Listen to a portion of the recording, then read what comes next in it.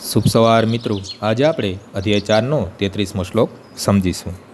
શ્રેયાન દ્રવ્યમ યાધજ્ઞાજ જ્ઞાન યજ્ઞ પરમ તપ સર્વ કર્માખિલમ પાર્થ જ્ઞાને પરિસમાપ્યતે.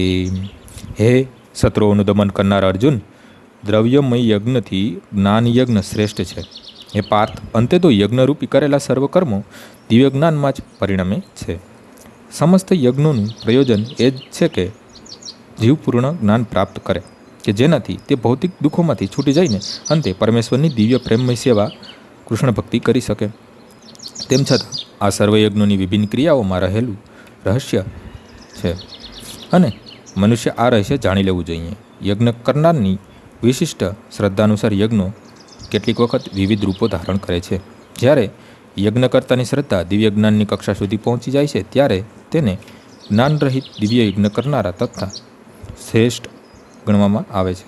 કારણ કે જ્ઞાન વિના કરેલા યજ્ઞ માત્ર ભૌતિક સ્તર પર રહી જાય છે અને આધ્યાત્મિક શ્રેય આપતા નથી. વાસ્તવિક જ્ઞાનની પરિસીમા કૃષ્ણ ભાવનામૃત છે, કે જે દિવ્ય જ્ઞાનની સર્વોચ્ચ અવસ્થા છે. જ્ઞાનની ઉન્નતિ વિના યજ્ઞો કેવળ ભૌતિક કાર્યો કરી રહે છે, પરંતુ જ્યારે તેને દિવ્ય જ્ઞાનની કક્ષા સુધી ઉન્નત કરવામાં આવે ત્યારે આવા સર્વકર્મ આધ્યાત્મિક ભૂમિકા પર આવી જાય છે. ચેતનામાં રહેલા ભેદ પ્રમાણે આવા યજ્ઞકર્મ કેટલીક વખત કર્મકાંડ, કોઈવાર જ્ઞાનકાંડ કહેવાય છે. જેનો અંત જ્ઞાનમાં આવે છે તે જ યજ્ઞ શ્રેષ્ઠ છે. આજનો શ્લોક અહીં પૂર્ણ થાય છે. આવતીકાલે ફરીથી સવારે 6 વાગ્યે મળીશું. જય શ્રી કૃષ્ણ.